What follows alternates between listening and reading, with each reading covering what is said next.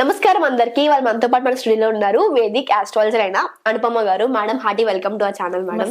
So firstly channel కి వచ్చినందుకు thank you so much. And అందరూ చాలా ఎక్సైటెడ్ గా ఉన్నారు 2025, ఎందుకంటే 24 మొత్తం కూడా సరే అందరికి కొంచెం మిశ్రమ ఫలితాలు చెప్పుకున్నాము. అంటే కొన్ని రాసుల వారికి బాగుంది, కొన్ని రాసుల వారికి బాగాలేదని చెప్పి. కానీ 2025 దేవుడి దయ వల్ల అలా ఉండకూడదని కోరుకుంటున్నాను. ఉంటే అలా ఏం చేయలేము, కానీ పరిహారాలు చేసుకుంటే కొంచెం బాగుంటుంది అని కూడా మనం నమ్ముతాం. కాబట్టి 2025 లో ఎంత మంచి ఎగ్జైటింగ్ న్యూసెస్ ఉండబోతున్నాయి, ఎంత మంచిగా పాజిటివిటీ ఉండబోతుంది, వెల్త్, హెల్త్, సక్సెస్, ఫ్యామిలీ అందరి గురించి ఒకసారి తెలుసుకుందాం. దానికంటే ముందు 2025 లో ఫస్ట్ గ్రహస్థితులు ఎలా ఉన్నాయో ఒకసారి తెలుసుకుందాం. చెప్పండి. Thank you Keerthana. First of all 2025 చాలా మంది ఎక్సైటింగ్ గా వెయిట్ చేస్తూ ఉన్నారు. 2024 లో గ్లోబల్ లెవెల్లో చాలా చేంజెస్ వచ్చాయి అండ్ మనకి వ్యక్తిగతంగా చాలా చేంజెస్ వచ్చాయి కరెంట్ గ్రహ గతుల వల్ల. సో 2025 ఎలా ఉండబోతుంది అంటే, ఫస్ట్ మనకి మెయిన్ గా 4 పెద్ద గ్రహాలు ఏవైతే ఉంటాయో, గురువు, శని, రాహు, కేతువులు, వీళ్ళ గోచార రీత్యా సంచారం జరుగుతుంది అనమాట. ఈ గ్రహాలకి దాదాపుగా ఒక 2 months 2 నెలల డిఫరెన్స్ తోటి గ్రహగతుల ట్రాన్సిట్స్ లో చేంజెస్ వస్తున్నాయి. సో దాన్ని బట్టి మనం చూసుకుంటే నేషనల్ లెవెల్ అండ్ ఇంటర్నేషనల్ లెవెల్లో చేంజెస్ వస్తాయి. అండ్ వ్యక్తిగతంగా ద్వాదశ రాశుల వాళ్ళ లైఫ్ లో కూడా చాలా చేంజెస్ వస్తూ ఉంటాయి అన్నమాట. పాజిటివ్ చేంజెస్, పాజిటివా నెగిటివా అనేది మనము రాశి వారిగా మనం తెలుసుకునే ప్రయత్నం చేసేటప్పుడు అప్పుడు నేను వివరిస్తాను. కాకపోతే ఫస్ట్ ఈ గోచారాలు, ఈ గ్రహాలు ఎప్పుడు చేంజెస్ అవుతున్నాయో డేట్స్ తో సహా చెప్తాను. మనకి న్యూ ఇయర్ ఇంగ్లీష్ క్యాలెండర్ ప్రకారము January 1st కి మొదలవుతుంది కదా. ఈసారి మనకి అమావాస్య రోజు మనకి న్యూ ఇయర్ మొదలవుతుంది అనమాట. ఇది ఉగాది పంచాంగ రీత్యా కాదని చెప్పేది. సో ఆ డేట్ నుంచి చూసుకుంటే గనక మనకి March 29వ తారీఖున సాయంకాలము ఇండియన్ టైం ప్రకారం, అంటే న్యూఢిల్లీని మనము సెంట్రల్ బేస్ చేసుకుంటే గనక ఆ టైం ప్రకారం చూసుకుంటే రాత్రి 9:45 March 29వ తారీఖున శని మనకి మీనరాశిలో ఎంటర్ అవుతుంది అనమాట. కుంభరాశిలో 2.5 సంవత్సరాలు విశాలవంతమైన ట్రాన్సిట్ అయిన తర్వాత మీనరాశిలోకి శని గ్రహం ఎంటర్ అవుతారు అనమాట. అక్కడ ఇంచుమించు 2027 వరకు కూడా శని అక్కడే ఉంటారు, మీనరాశిలో ఉంటారు. తర్వాత మనకి గురువు ట్రాన్సిట్ జరుగుతుంది. మనకి ఈ గురువు కూడా బిగినింగ్ ఆఫ్ ద ఇయర్ లో మనకి వక్రిగతిలోనే ఉంటారు. February 4వ తారీఖు వరకు వక్రిగతిలోనే ఉండి తర్వాత నార్మల్ డైరెక్ట్ లోకి వస్తారనమాట. అక్కడ నుంచి కంటిన్యూ అయ్యి వృషభ రాశిలో నుంచి కంటిన్యూ అయ్యి మిథున రాశిలోకి ఎంటర్ అవుతారు. గురువు వక్రిగతిలో నుంచి February 4th డైరెక్ట్ అయిన తర్వాత సుదీర్ఘ ప్రయాణం చేసి మనకి May 14వ తారీఖున మిథున రాశిలోకి ఎంటర్ అవుతారు అనమాట. సో దీని ప్రభావం వల్ల కొంతమందికి గురుబలం పెరగడము, కొంతమందికి గురుబలం కాస్త లోపించడం అనేది మనకి కనిపిస్తూ ఉంటుంది. అయినా గురువు గారు May 14వ తారీఖున ఎప్పుడైతే ఎంట్రీ ఉంటుందో అప్పటి నుంచి మనకి దాదాపు December 5వ తారీఖు వరకు కూడా మిథున రాశిలో సంచారం జరుగుతుంది. కానీ మధ్యలో ఆయన వక్రీగతి పొందుతారు. అది వక్రీగతి ఎప్పుడు అంటే October 18వ తారీఖున వక్రీగతి పొంది ట్రాన్సిట్ మొత్తం మనకి ఇయర్ ఎండింగ్ వరకు కూడా మనకి గురువు గారు వక్రీగతిలోనే ఉంటారనమాట. అండ్ ఇక్కడ ఇంకొకటి ముఖ్యమైన గమనిక ఏంటి అంటే, అతిచారి జరుగుతుంది. అతిచారి అంటే ఈ సంవత్సరము 2025లో గురువు గారు చాలా ఫాస్ట్ మూవ్మెంట్ ఉంటుంది అనమాట. రెగ్యులర్ మూవ్మెంట్ కంటే కూడా ఫాస్ట్ మూవ్మెంట్ ఉంటుంది. ఎప్పుడైతే ఈయన రెట్రోగ్రేషన్ లోకి వస్తారో, వక్రీగతిలోకి ఎప్పుడైతే October 18న ఎంట్రీ అవుతుందో మిథున రాశిలో నుంచి కర్కాటక రాశిలోకి ఎంటర్ అవుతారు అనమాట. అంటే దాదాపుగా 2025వ సంవత్సరంలో గురువు గారు 3 రాశులలో ట్రాన్సిషన్ జరుగుతుంది. అది చాలా యునిక్ ట్రాన్సిట్ లాగా చెప్తారనమాట. ఎందుకంటే మొత్తంలో 3 రాశులు ఉండడం చాలా డిఫరెంట్. ఎందుకంటే బిగినింగ్ ఆఫ్ ద ఇయర్ మనకి February 4వ తారీఖు వరకు కూడా వక్రీగతిలోనే ఉంటారు. ఆ తర్వాత డైరెక్ట్ అవుతారు, వృషభ రాశిలో నుంచి మిథున రాశిలోకి ఎంటర్ అవుతారు. తర్వాత October 18వ తారీఖున వక్రీగతిలో నుంచి కర్కాటక రాశిలో తన ఉచ్చ స్థానంలోకి వస్తారనమాట. సో ఇది కొద్దిగా యునిక్ అని చెప్పాను కదా, ఇది మనకి కనిపిస్తుంది. దీని వల్ల మనకి దేశ దేశవ్యాప్తంగా అండ్ అంతర్జాతీయంగా కూడా మనకి చాలా చేంజెస్ కనిపిస్తూ ఉంటాయి. ఓకే. అండ్ వ్యక్తిగత రాశులలో వాళ్ళ పర్సనల్ లైఫ్స్ లో కూడా మనకి చాలా చేంజెస్ కనిపిస్తాయి అన్నమాట. ఓకే. అది పాజిటివ్ అవ్వచ్చు, నెగిటివ్ అవ్వచ్చు, ఇండివిజువల్ రాశిస్ ని బట్టి ఉంటుంది అండ్ లగ్నాస్ ని బట్టి ఉంటుంది. ఓకే. ఇది పక్కన పెడితే మనకి రాహుకేతులు కూడా మనకి ట్రాన్సిషన్ జరుగుతుంది, మేలోనే జరుగుతుంది అనమాట వీళ్ళు కూడా. ఎందుకంటే రాహుకేతులు ప్రతి రాశిలో 18 నెలలు ట్రాన్సిషన్ లో ఉంటారు. సో ప్రెసెంట్ గా రాహు మనకి మీనరాశిలో ఉంటారు, కేతు వచ్చేసి కన్యా రాశిలో బిగినింగ్ ఆఫ్ ద ఇయర్ అక్కడే ఉంటారు మే వరకు కూడా.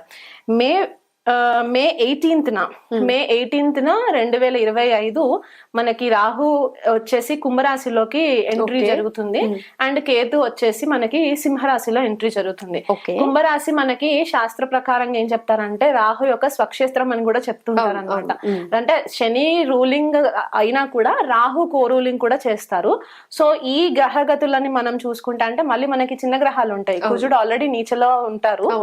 డిసెంబర్ 7, 2024లో ఆయన వక్రీగతి పొందినప్పుడు కర్కాటక రాశి నుంచి జనవరి బిగినింగ్ లో జనవరి 20వ తారీఖు ఆ ప్రాంతంలో కుజుడు మనకి మిథున రాశిలో వక్రీగతిలోనే ట్రాన్సిషన్ అవుతుంది. మళ్ళీ అక్కడ నుంచి కొద్దిపాటిగా కర్కాటక రాశిలోకి ఎంట్రీ, మళ్ళీ డైరెక్షన్ వచ్చిన తర్వాత ప్రాపర్ డైరెక్ట్ అయిన తర్వాత కర్కాటక రాశిలోకి ఎంటర్ అయ్యి జూన్ 7th ఆ టైం కి కుజుడు డైరెక్ట్ గా సింహరాశిలోకి ఎంట్రీ అవుతుంది అనమాట. సో ఇవి కాకుండా రవి ఎట్లాగో మనకి ప్రతి నెల చేంజ్ అవుతూ ఉంటారు, బుధుడు శుక్రుడు కూడా దాదాపుగా మనకి రెగ్యులర్ గా చేంజ్ అవుతూ ఉంటారు కాబట్టి దాని ఎఫెక్ట్స్ మనకి మైనర్ లెవెల్లో కనిపిస్తూ ఉంటాయి.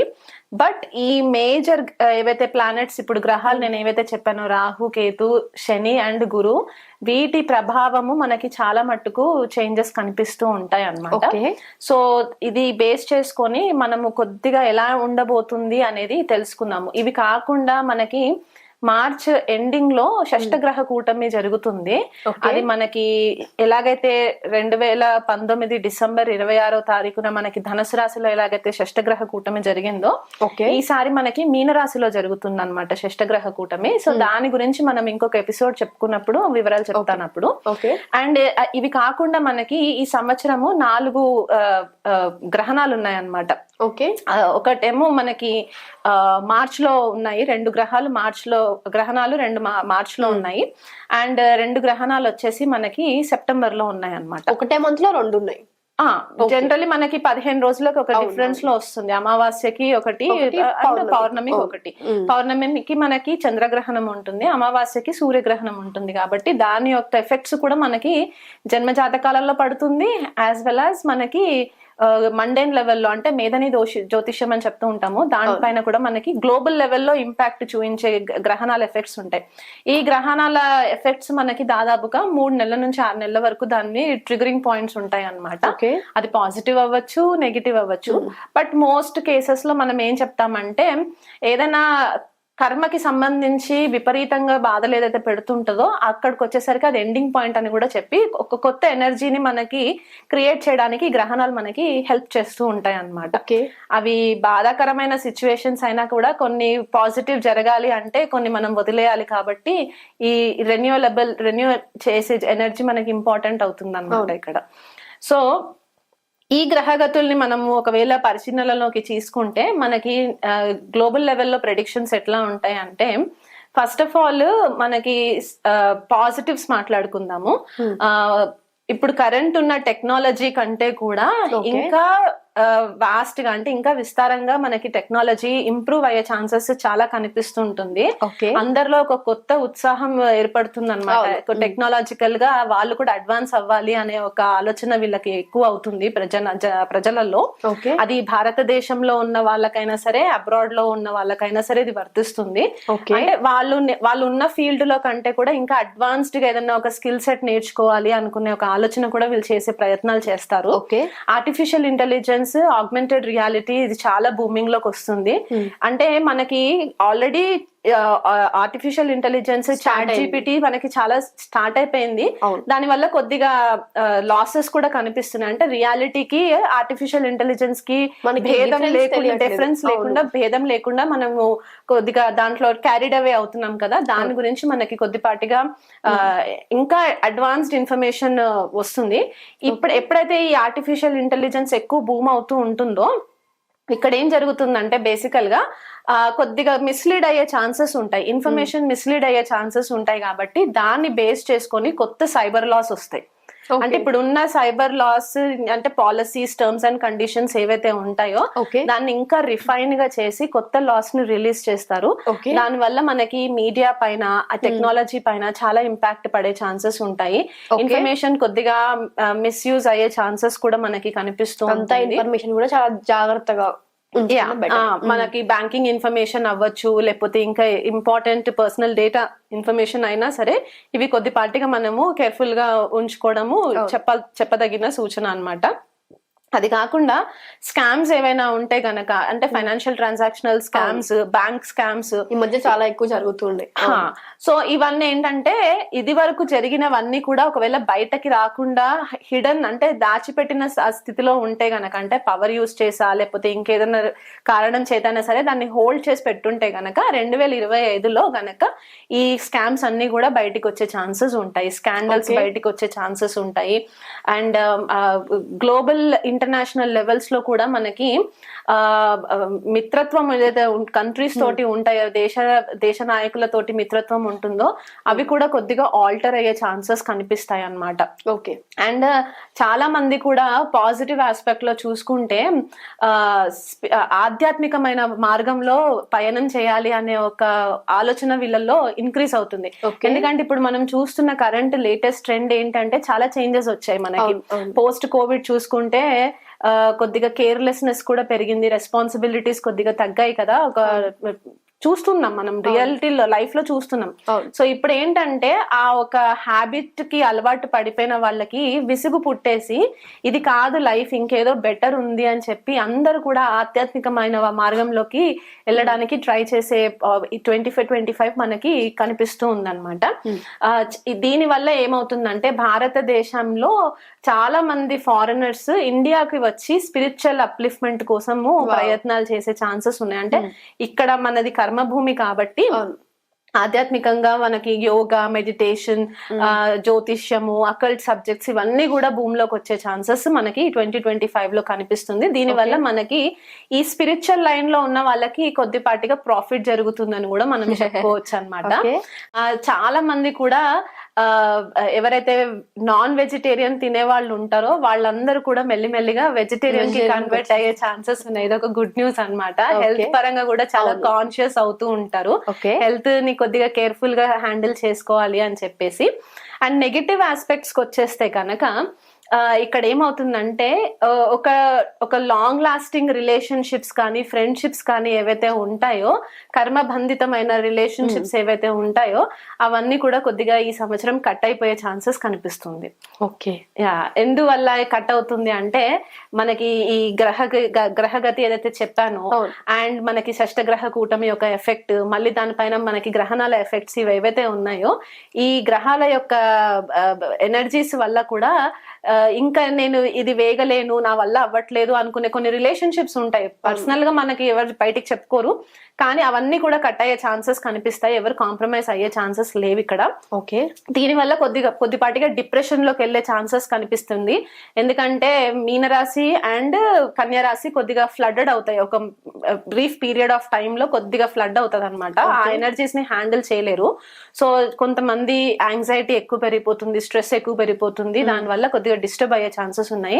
ఇక్కడ ఇంకొక చిన్న పాయింట్ ఏం చెప్పాలనుకుంటున్నా అంటే కొద్దిగా సూసైడల్ టెండెన్సీస్ కూడా ఎక్కువ అయ్యే ఛాన్సెస్ ఉంటాయి. మనకి యూత్ ఎస్పెషలీ చాలా కేర్ఫుల్ గా ఉండాలి, హేస్టీ డెసిషన్స్ తీసుకోవద్దు. మీకు అట్లాంటి ఆలోచనలు వస్తే గనక మీకు దగ్గరలో ఉన్న వాళ్ళతో ఓపెన్ హార్ట్ కాన్వర్సేషన్ చేయడానికి, మీ మనసులో ఉన్న భారాన్ని తొలగించుకోవడానికి వాళ్ళతో కూర్చొని మాట్లాడడానికి ట్రై చేయండి. ఈ వీడియో త్రూగా నేను చెప్పేది ఏంటంటే తల్లిదండ్రులు ఎస్పెషల్లీ టీనేజ్ వయసులో ఉన్న వాళ్ళు పిల్లలు ఎవరైతే ఉంటారో వాళ్ళని కొద్దిగా పట్టించుకోవడానికి ట్రై చేయండి. ఎస్పెషల్లీ మానసికమైన ఇబ్బందులు ఏవైనా ఉంటే కనుక, చెప్పుకోలేని బాధలు ఏవైనా ఉంటే కనుక, ఎందుకంటే హేస్టీ డెసిషన్స్ తీసుకొని లైఫ్ పాడైపోయే ఛాన్సెస్ కనిపిస్తున్నాయి. అండ్ ఇంటర్నేషనల్ లెవెల్లో కూడా మనకి క్రాస్ బార్డర్ టెర్రరిజం పెరిగే ఛాన్సెస్ ఉన్నాయి. క్రాస్ బార్డర్ టెర్రరిజం పెరిగినప్పుడు ఏమవుతుందంటే ఒక దేశం నుంచి ఇంకొక దేశంకి వలస వెళ్ళడానికి ఎవరైతే చూస్తూ ఉంటారో, రెఫ్యూజీస్ అంటూ ఉంటాం మనం వాళ్ళని, వాళ్ళు ఏమవుతుందంటే వేరే కంట్రీస్ కి వెళ్ళినప్పుడు అక్కడ గవర్నమెంట్ కొన్ని రెస్ట్రిక్షన్స్ పెట్టేస్తుంది, ఎందుకంటే వాళ్ళకంటూ ఒక లిమిట్ ఉంటుంది.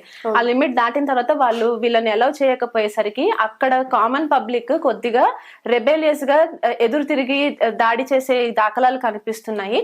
దేశ నాయకులకి, రాష్ట్ర నాయకులకి, అంతర్జాతీయ రాష్ట్ర నాయకులకి ఎవరైతే ఉన్నారో వాళ్ళకి కూడా కొద్దిగా ఆపదలు ఏర్పడే ఛాన్సెస్ ఉన్నాయి. సో ఎస్పెషలీ మనకి లీడర్షిప్ రోల్స్ లో, కరెంట్ లీడర్షిప్ రోల్స్ లో ఎవరైతే ఉన్నారో వాళ్ళకి మాస్ పబ్లిక్ నుంచి కూడా కొద్దిపాటిగా ఎదురు తిరిగే ఛాన్సెస్ కనిపిస్తున్నాయి. అండ్ ఇంకొకటి ఏంటంటే కాంపిటీషన్ ఎక్కువ పెరుగుతూ ఉంటుంది. ఒక కంట్రీ టు ఇంకొక కంట్రీకి మనకి కాంపిటీషన్ ఎక్కువ పెరుగుతూ ఉంటుంది. దానివల్ల నాలెడ్జ్ ఎక్కువ నేర్చుకోవాలి అని చెప్పేసి కూడా ఛాన్సెస్ ఉంటాయి. అండ్ రాహు ఎప్పుడైతే మనకి కుంభరాశిలోకి ఎంటర్ అవుతారో, పూర్వభాద్ర నక్షత్రంలోకి ఎప్పుడైతే ఎంటర్ అవుతుందో మే 18th తర్వాత చాలా మట్టుకు ఇన్ఫర్మేషన్ మనకి ఏదైతే గ్రహాంతర వాసుల గురించి మనకి ఇన్ఫర్మేషన్ ఏదైతే స్టాప్ చేసి పెట్టారో అదంతా కూడా ఈ సంవత్సరం మనకి కొద్దిగా బయటికి వచ్చే ఛాన్సెస్ ఉన్నాయి. సైన్స్ అండ్ టెక్నాలజీ అడ్వాన్స్ అయ్యే ఛాన్సెస్ ఉన్నాయి. ఇవి కాకుండా మనకి రాహు మీనరాశిలో ట్రాన్సిట్ అయిన తర్వాత ఈ షష్టగ్రహ కూటమి కూడా మనకి ఉంది కాబట్టి దీని ప్రభావం వల్ల మనకి ఏమవుతుందంటే కొద్దిపాటిగా సునామీలు రావడము, సముద్ర తీరాన కొద్దిపాటిగా అలలు ఉప్పొంగడము, హరికేన్స్ రావడము, మనకి వెస్ట్ లో హరికేన్స్ ఎక్కువ వస్తూ ఉంటాయి, సైక్లోన్స్ రావడం, తెలుగు రాష్ట్రాలలో వర్షాలు ఎక్కువ పడడము, సైక్లోన్ ఎఫెక్ట్స్ రావడము, దానివల్ల పంట నష్టం జరగడము, కొద్దిపాటిగా ప్రాణ నష్టం కూడా జరిగే ఛాన్సెస్ మనకి కనిపిస్తుంది ఈ సంవత్సరము 2025 లో. భూకంపాలు రావడము, ఎస్పెషలీ మనకి నార్త్ ఇండియాలో భూకంపాలు రావడము, సౌత్ ఇండియాకి వచ్చేసరికి మనకి కొద్దిపాటిగా సునామీస్, సైక్లోన్స్ ఇవన్నీ వచ్చే ఛాన్సెస్ మనకి, జల ప్రమాదాలు, ఎస్పెషలీ ఈ యూత్ ఎవరైతే బీచ్ పార్టీస్ అని చెప్పేసి బీచ్ కి వెళ్ళాలి, గోవాకి వెళ్ళాలి, చెన్నైకి వెళ్ళాలి అని ఎవరైతే అనుకుంటూ ఉంటారో వీళ్ళు కొద్దిపాటిగా కేర్ఫుల్ గా ఉండాలి.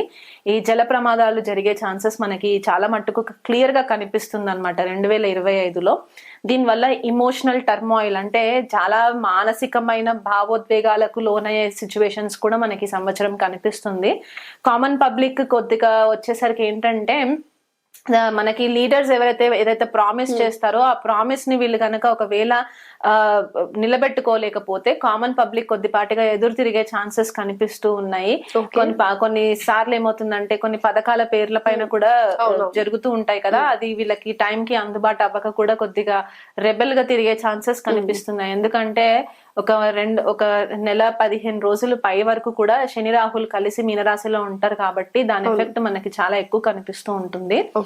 అండ్ ఎవరైనా గృహయోగాలు అవి ఇవి శుభకార్యాలు చేసుకోవాలంటే వాళ్ళ యొక్క జన్మ జాతకాలు అండ్ రాసులని బట్టి మనకి డిఫరెన్స్ తెలుస్తుంది. ఇప్పటి వరకు మనం చెప్పుకున్న ప్రెడిక్షన్స్ అన్ని కూడా ఏంటంటే మండెన్ లెవెల్లో ఉండే ప్రెడిక్షన్స్ అన్నమాట, అంటే గ్లోబల్ గా మనకి ఎఫెక్ట్స్ ఎట్లా ఉంటాయి అని చెప్పేసి.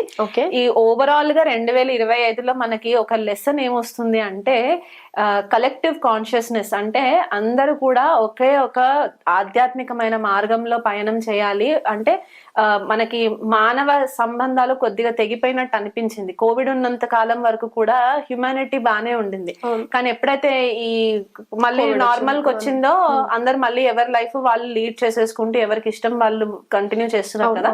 మళ్ళీ ఈ 2025లో ఏంటంటే చాలా మట్టుకు ప్రేమ భావాలు పెరగడము, ఒకరినొకరు మళ్ళీ కొద్దిగా ఆప్యాయత పలకరించుకోవడము, కరుణ, జాలి, ప్రేమ ఇవి ఎక్కువ కనిపించే ఛాన్సెస్ మనకి కనిపిస్తూ ఉన్నాయి.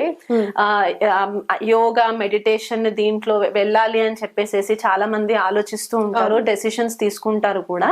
అది కాకుండా మెడిసిన్ ఫీల్డ్ లోకి వచ్చేసరికి ఏంటంటే కొత్త రకమైన మందులు కనిపెట్టడము, కొత్త డ్రగ్స్ బయటికి రావడము, ఏదైనా సీరియస్ వైరస్ కూడా వచ్చే ఛాన్సెస్ ఉన్నాయి. ఎందుకంటే ఈ షష్టగ్రహ కూటమి ఎఫెక్ట్ మనకి కన్యా రాశి పైన పడుతుంది కాబట్టి ఆ టైంలో మనకి కొద్దిపాటిగా కొత్త రకమైన వైరస్ స్ప్రెడ్ అయ్యే ఛాన్సెస్ ఉన్నాయి. కాబట్టి దానిని కౌంటర్ అటాక్ చేయడానికి కొత్త రకమైన మెడిసిన్స్ కూడా వీళ్ళు మళ్ళీ అందుబాటులోకి తీసుకొచ్చే ఛాన్సెస్ ఉంటాయి. మెడిసిన్ ఫీల్డ్ లో కూడా చాలా మట్టుకు సైంటిఫిక్ కల్మినేషన్ జరిగి ఇక్కడ కొత్త కొత్త విషయాలని ఆవిష్కరణ జరిగే ఛాన్సెస్ ఉన్నాయి. ఆల్రెడీ మనకి క్లోన్ టెక్నాలజీ అనేది ఒకటి చూస్తూ ఉన్నాము, అది ఇంకా కొద్దిగా అడ్వాన్స్డ్ లెవెల్లో జరిగే ఛాన్సెస్ ఉన్నాయి. సో ఓవరాల్ గా చూసుకుంటే 2025 వచ్చేసరికి ఏంటి అంటే మొదటి 6 నెలలు కూడా కొద్దిపాటిగా చాలా నత్తనడక నడుస్తుంది అన్న ఫీలింగ్ లోనే ఉంటారు. అంటే 2024 కి 2025 కి పెద్దగా తేడా లేదు అన్నట్టే కనిపిస్తుంది. కానీ ఒక్కసారి ఎప్పుడైతే కంప్లీట్ గా ఈ పెద్ద గ్రహాలన్నీ కూడా మార్పులు జరుగుతాయో జూన్ 1 నుంచి కూడా మెల్లిగా బండి కొద్దిగా ఫాస్ట్ గా వెళ్తుంది అనే ఒక ఫీలింగ్ లోకి అన్ని రాసుల వాళ్ళకి ఇది ఒక పాజిటివ్ గాని చెప్పుకోవచ్చు. అంటే ఫస్ట్ హాఫ్ కంటే కూడా సెకండ్ హాఫ్ అన్ని రాసుల వాళ్ళకి కూడా చాలా బాగుంటుంది. ఓకే మేడం, ఇప్పుడు నార్మల్ గా ఇంట్లో వరకు చెప్పారు, అంటే గ్రహస్థితులు ఎలా ఉన్నాయి, గ్లోబల్ వైజ్ గా ఎలా ఉందో. ఇప్పుడు ముందుగా మనం ఒక్కొక్క రాశి గురించి తెలుసుకుందాం. మేడం, తులారాశి వారికి ఈ న్యూ ఇయర్ లో ఎలా ఉండబోతుందో ఒకసారి వివరించండి. తులారాశి వాళ్ళకి ఈ సంవత్సరం 2025 గోచార రీత్యా చూసుకుంటే కొద్దిపాటిగా 2024 నుంచి కంటిన్యూ అయిన కొన్ని ప్రాబ్లమ్స్ బిగినింగ్ కొన్ని కంటిన్యూ అవుతుంది 2025లో కూడా. ఎందుకంటే గ్రహగతులని చూసుకుంటే వీళ్ళకి పంచమ స్థానంలో శని గోచారము, షష్ఠ స్థానంలో రాహు గోచారము, వ్యయస్థానంలో కేతు గోచారము, అండ్ గురు వచ్చేసి అష్టమ స్థాన గోచారం. వీళ్ళకి అసలు గురుబలం లేదనమాట. గత కొంతకాలంగా ఒక 1 year నుంచి గురుబలం లేదు. సో అందులో పంచమంలో శని కూడా ఏంటంటే ఆలోచన శక్తి కూడా కొద్దిగా డిలేస్ అవ్వడము, అనుకున్న పనులేవి కూడా సరిగ్గా హెల్ప్ కంటిన్యూ అవ్వకపోవడము, ఇమోషనల్ సపోర్ట్ లేకపోవడము, ఫ్యామిలీ పరంగా ఇమోషనల్ సపోర్ట్ లేకపోవడం, పిల్లలు వీళ్ళ మాట వినకపోవడము, ప్రథమ సంతానం తోటి వీళ్ళకి కొద్దిపాటిగా ఇబ్బందులు ఫేస్ అవ్వడము, తులారాశి తులా లగ్నం వాళ్ళకి వాళ్ళు ప్రాపర్ గా సెటిల్ అవ్వకపోవడము, లేకపోతే వాళ్ళ పెళ్లిళ్ళ విషయాలలో కానీ వాళ్ళ చదువుల విషయాలలో, అంటే పెళ్లి అంటే ఆ ఏజ్ లో ఉన్న పిల్లల గురించి, లేకపోతే చిన్న పిల్లల విషయంలో అయితే వాళ్ళ హెల్త్ సరిగ్గా సపోర్ట్ చేయకపోవడము, ఇవన్నీ మనము చూస్తూ వచ్చాము. అండ్ స్వతహాగే తులారాశి వాళ్ళకి గురుబలం లేకపోవడం కూడా వీళ్ళ ఏ పని మొదలు పెట్టుకున్నా కొద్దిపాటిగా డిలేస్ రావడం అనేది మనము చూస్తూ వచ్చాము. గుప్త శత్రువులు అధికమైపోవడము, దానివల్ల వీళ్ళ అంతర్గతంగా ఏవైతే చెప్పుకోవాలనుకున్న సిచ్యువేషన్స్ ఉన్నాయో, టాపిక్స్ ఉన్నాయో అవి ఎవరితో కూడా సరిగ్గా షేర్ చేసుకోలేకపోవడము, ఇలాంటి సిచ్యువేషన్స్ కనిపిస్తూ ఉన్నాయి. కాకపోతే వీళ్ళకి మార్చి తర్వాత శని షష్ఠ స్థానంలోకి సంచారం జరగడము, షష్ఠ స్థానంలో రాహు శనులు కలిసి ఉండడము, మార్చి 29 నుంచి మే 18 వరకు అక్కడ షష్ఠ స్థానంలో ఉండడం ఏంటవుతుందంటే, ఇప్పటి వరకు ఎవరైనా వీళ్ళ పైన ఆ శత్రుత్వము ఉంటే గనక వాళ్ళ శత్రుత్వము వీళ్ళ వల్ల కొద్దిగా కట్ ఆఫ్ అయిపోతుంది అనమాట. ఈ గ్రహాలు కొద్దిగా వీళ్ళకి హెల్ప్ చేస్తాయి. ఇక్కడ షష్ఠ స్థానంలో ఎప్పుడైనా సరే పాపగ్రహాల సంచారము చాలా పాజిటివ్ రిజల్ట్స్ ఇస్తాయి. సో ఇక్కడ శని రాహువులు కలవడం వల్ల ఏంటంటే శత్రువులు ఎండ్ అయిపోవడం అన్నమాట, శత్రువుల పైన జయం పొందడం అది కనిపిస్తుంది. దీర్ఘకాలికంగా ఏదైనా జబ్బులు ఉంటే గనక దానికి కూడా ఒక ప్రాపర్ రెమెడీ దొరకడం అనేది మనకి కనిపిస్తుంది. ఎందుకంటే 6th house మనకి రోగస్థానం అని కూడా చెప్తూ ఉంటాము. రాహు కేతు మనకి మే 18వ తారీఖున ట్రాన్సిట్ జరుగుతుంది కాబట్టి రాహు పంచమ స్థానంలోకి ట్రాన్సిట్ అవ్వడము, కేతు లాభస్థానంలోకి ట్రాన్సిట్ అవ్వడం ఏంటంటే, ఇక్కడ పంచమ స్థానంలో రాహు ఏంటంటే ఊహాలోకంలో మనల్ని ఉంచుతూ ఉంటారు కాబట్టి, పంచమ స్థానము ప్రేమ సంబంధాలకి సంబంధించిన స్థానం కాబట్టి వీళ్ళు ఒక ఫ్యాంటసీ వరల్డ్ లో ఉండడము, తులారాశి వాళ్ళు కొత్త వ్యక్తుల పరిచయాలు జరగడము, ఆ వ్యక్తులతోటి వీళ్ళు ఒక రిలేషన్షిప్ లోకి వెళ్ళడము, దానివల్ల అంటే ఇది మ్యారీడ్ తులారాశి వాళ్ళైతే కొంచెం కేర్ఫుల్ గా ఉండాలి. కొత్త వ్యక్తుల పరిచయాల వల్ల వీళ్ళు ఒక అనుకోని రిలేషన్ లోకి గనక వెళ్తే ఎగ్జిస్టింగ్ రిలేషన్షిప్స్ లో కొద్ది ప్రాబ్లమ్స్ వస్తూ ఉంటాయి. కాకపోతే గుడ్ థింగ్ ఏంటంటే వీళ్ళకి భాగ్యస్థానంలో గురు సంచారం జరుగుతుంది. అష్టమ గురువు ట్రాన్సిట్ అయిపోయి భాగ్యస్థానంలో గురు సంచారము చాలా ఇంపార్టెంట్ ట్రాన్సిట్ అని కూడా మనం చెప్పుకోవచ్చు అనమాట. వీళ్ళకి ఏంటంటే భాగ్య వృద్ధి జరగడము, గత 1 year లో ఏవైతే ప్రాబ్లమ్స్ ఫేస్ చేస్తారో వీళ్ళకి ఒక డైరెక్షన్ దొరకడము, గురువు యొక్క సపోర్ట్ వీళ్ళకి లగ్నం పైన పడడము, ఇది వరకు ఏదైతే ప్రాబ్లమ్స్ ఉండినాయో అవన్నిటికీ కూడా కొద్దిగా రిలీఫ్ దొరకడం అనేది మనకు కనిపిస్తుంది. అదే గురు దృష్టి మళ్ళీ పంచమ స్థానం పైన కూడా పడుతుంది కాబట్టి అక్కడ రాహు ఒక మాయలోకి వీళ్ళని తీసుకెళ్ళిన గురు సంచారం యొక్క గురు దృష్టి వల్ల ఏంటంటే ఆ ప్రాబ్లం లోకి ఎంటర్ అయ్యే ముందు వాళ్ళని బయటికి లాగేయడం కూడా మనకి కనిపిస్తూ ఉంది. కాబట్టి తప్పటడుగులు ఒక సెకండ్ వేసినా మళ్ళీ వెంటనే బ్యాక్ రావడానికి కూడా మనకి కనిపిస్తుంది. కాబట్టి ఇది ఒక ఫేవరబుల్ ట్రాన్సిట్ అని చెప్పుకోవచ్చు అనమాట. సో తులారాశి వాళ్ళకి మెయిన్ గా ఏంటంటే గురుడు అండ్ శని యొక్క బ్లెస్సింగ్స్ ఈ సంవత్సరము 2025లో పుష్కలంగా ఉంది కాబట్టి వీళ్ళు గృహయోగం పొందాలనుకున్నా కూడా వీళ్ళు గృహం కట్టుకోవడమో లేకపోతే కొనుక్కోవడమో ఇవి ఛాన్సెస్ కనిపిస్తున్నాయి. మే తర్వాత మే వరకు కూడా కొద్దిగా నత్తనడక నడిచినట్టే ఉంటుంది, బట్ మే తర్వాత నుంచి కూడా వీళ్ళకి అన్ని పాజిటివ్ రిజల్ట్స్ ఉంటాయి. ఎవరైతే తులారాశి వాళ్ళు పిల్లల కోసం ప్లానింగ్ చేసుకుంటూ ఉన్నారో సంతాన యోగం కోసము, ఆ విషయంలో కూడా వీళ్ళకి మంచి రిజల్ట్స్ ఉంటాయి. ఒకవేళ న్యాచురల్ ప్రాసెస్ లో కనుక పిల్లలు అవ్వకుండా ఆల్రెడీ ఒక లెంతీ ప్లానింగ్ లో ఉంటే కనుక IVF త్రూగా కూడా వీళ్ళు వెళ్తే మంచి డాక్టర్స్ పరిచయం అవ్వడము, ఆ డాక్టర్స్ త్రూగా వీళ్ళకి మంచి గైడెన్స్ రావడము, తొందరగా పిల్లల సంతాన యోగం కూడా వీళ్ళకి కలిగే సిచ్యువేషన్స్ మనకి గురువు బ్లెస్సింగ్స్ వల్ల కనిపిస్తుంది. ఎందుకంటే శని కూడా షష్ఠస్థానంలో ఉంటారు కాబట్టి ఏదైనా ప్రాబ్లం ఐడెంటిఫికేషన్ ఇది వరకు జరగకపోతే ఇప్పుడు వీళ్ళకి ఒక మంచి గైడెన్స్ వచ్చే ఛాన్స్ కనిపిస్తుంది. కాబట్టి గత కొంతకాలంగా ఫేస్ చేసిన ఇమోషనల్ టర్మాయిల్స్ ఏవైతే ఉన్నాయో అవన్నీ కూడా ఇప్పుడు వీళ్ళకి మే నుంచి క్లియర్ అయిపోతూ ఉంటాయి. కాబట్టి ఒక బ్యూటిఫుల్ ట్రాన్సిట్స్ వీళ్ళకి ఉన్నాయి అండ్ మంచిగా ఫ్లరిష్ అయ్యే ఛాన్సెస్ ఉన్నాయి అని చెప్పేసి మనం తులారాశి వాళ్ళకి చెప్పుకోవచ్చు అనమాట. ఓకే, మరి ఈ న్యూ ఇయర్ కి మంచి రెమెడీస్ కూడా చెప్పండి.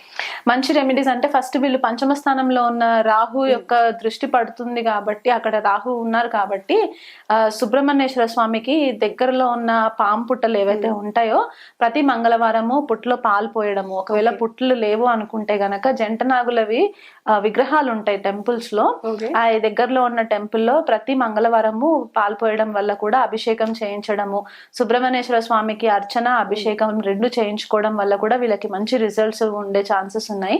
ఎందుకంటే పంచమ రాహు అంత మంచి రిజల్ట్స్ ఇవ్వరు, సైకలాజికల్ గా కొద్దిగా మనల్ని డిస్టర్బ్ చేస్తూ ఉంటాయి. కాబట్టి ఇది మే తర్వాత మనకి ఇంకెక్కువ కనిపిస్తూ ఉంటుంది. కాబట్టి ఆ మే తర్వాత వీళ్ళు ఈ రెమెడీస్ చేసుకుంటే చాలా మంచి రిజల్ట్స్ ఉంటాయి. డ్రైవింగ్ చేసేటప్పుడు కొద్దిగా కేర్ఫుల్ గా ఉండండి. స్కంద కవచం చదువుకోవడము, సుబ్రహ్మణ్య అష్టకం చదువుకోవడము, దుర్గా కవచం చదువుకోవడము, ఇవేవి కూడా నోరు తిరగట్లేదు అని అనుకుంటే గనక చిన్నగా ఓం దుమ్ దుర్గాయ నమః అనే మంత్రాన్ని ఒక 2 జపమాలలు మార్నింగ్ ఒకసారి ఈవినింగ్ ఒకసారి చేసుకున్నా కూడా వీళ్ళకి మంచి రిజల్ట్స్ ఉంటాయి. కేతు సంచారం మనకి లాభస్థానంలో జరుగుతుంది కాబట్టి ఫ్రెండ్స్ కి సంబంధించి కొద్దిపాటిగా డిటాచ్మెంట్ వచ్చే ఛాన్సెస్ ఉన్నాయి. కాబట్టి దాని గురించి ఎక్కువ ఆలోచించకుండా వీలైనంత మట్టుకు మీకు ఐసోలేటెడ్ టైం ఉంటే గనక ఏదైనా రీసెర్చ్ ఓరియంటెడ్ సబ్జెక్ట్స్ పైన ఫోకస్ చేస్తే కూడా మీకు మంచి రిజల్ట్స్ వచ్చే ఛాన్సెస్ ఉన్నాయి. ఆధ్యాత్మికమైన మార్గంలో వెళ్ళడానికి ప్రయత్నం చేయండి. భాగ్యస్థానంలో గురువు మిమ్మల్ని చాలా మంచి స్పిరిచువల్ ప్లేసెస్ కి కూడా తిరిగే ఛాన్సెస్ కూడా మీకు ఇస్తారు. కాబట్టి ఈ సంవత్సరం గురు బలంని వీలైనంత మట్టుకు యూజ్ చేసుకోవడానికి ప్రయత్నం చేయండి. ఓకే, మరి చూసారు కదా తులారాశి వారికి ఈ న్యూ ఇయర్ లో ఎలా ఉండబోతుందో. ఖచ్చితంగా చెప్పిన పరిహారాలన్నింటినీ నీట్ గా ఉపయోగించుకొని మీ జీవితాన్ని మంచి దారిలో పెట్టుకున్నారని ఆశిస్తూ మరో రాశితో కలుద్దాం. అంతవరకు సెలవు. నమస్తే మేడం. నేను మీ రీసెంట్ వాట్సాప్ స్టేటస్ లో చూసాను, అదేంటంటే రాహుకేతు క్లాసెస్ స్టార్ట్ అయినాయి అని బాగా రిలీజ్ చేశారు కదా, ఒకసారి దాని గురించి వివరించండి. రాహుకేతు క్లాసెస్ స్పెసిఫిక్ గా లాంచ్ చేయడం జరిగింది. ఇది ఆల్రెడీ జ్యోతిష్య పరిజ్ఞానం ఉన్న వాళ్ళకి అనమాట, అంటే బిగినర్ ఫేజ్ లో ఉండి కొద్దిగా అడ్వాన్స్డ్ లెవెల్ కి వెళ్ళాలనుకునే వాళ్ళ కోసము రాహుకేతు జన్మ జాతకంలో ఎలాంటి ప్రాబ్లమ్స్ క్రియేట్ చేస్తారు, దాని వల్ల మనం ఎలాంటి రెమెడీస్ ఇవ్వచ్చు, అంటే పితృదోషం కావచ్చు, పుత్రదోషం కావచ్చు, కలత్ర శాపం కావచ్చు, ఇలాంటివి ఏవైతే దోషాలు ఉంటాయో అసలు రాహుకేతు ఏ భావాలలో ఉంటే ఏ రాసులలో ఉంటే ఎలాంటి పరిహారాలు ఇస్తాయి, ఎలాంటి రిజల్ట్స్ ఇస్తాయి, ఫారెన్ సెటిల్మెంట్ బిజినెస్ కి పరంగా ఎట్లాంటి రిజల్ట్స్ ఇస్తాయి, స్పెసిఫిక్ గా రాహుకేతు ఎందుకు తీసుకోవడం జరిగిందంటే కర్మిక్ నోట్స్ అన్నమాట. మనం గత జన్మలో చేసుకున్న ఒక కాంబినేషన్ ని బట్టి మనకి మన జన్మ జాతకంలో ప్లేస్మెంట్స్ పడుతూ ఉంటాయి. సో ఈ కోర్స్ లాంచ్ చేయడం జరిగింది. సో ఎవరికైనా ఇంట్రెస్టెడ్ ఉంటే గనక, ఆల్రెడీ ఆస్ట్రాలజీ నాలెడ్జ్ ఉన్న వాళ్ళు ఉంటే గనక ఈ కోర్స్ లో ఎన్రోల్మెంట్ చేసుకోవడం, మీకు ఇంట్రెస్టెడ్ ఉంటే చేసుకోవచ్చు. మీకు ప్రీ రికార్డెడ్ క్లాసెస్ కూడా ఉంటాయి. ఒకవేళ ఒక క్లాస్ మిస్ అయినా సరే మీకు ఆ రికార్డెడ్ వర్షన్ మీకు పంపడం జరుగుతుంది. ఆల్ క్లాసెస్ ఆన్లైన్ ఉంటాయి కాబట్టి సాటర్డే సండే స్కెడ్యూల్ చేయడం జరుగుతుంది. మీకు వీలు కుదిరితే కనుక మీరు ఇంట్రెస్టెడ్ ఉంటే నా నంబర్ కి మెసేజ్ చేస్తే నేను మీకు ఫుల్ ఫ్లెజ్డ్ కోర్స్ డీటెయిల్స్ ఇవ్వడం జరుగుతుంది. Okay madam.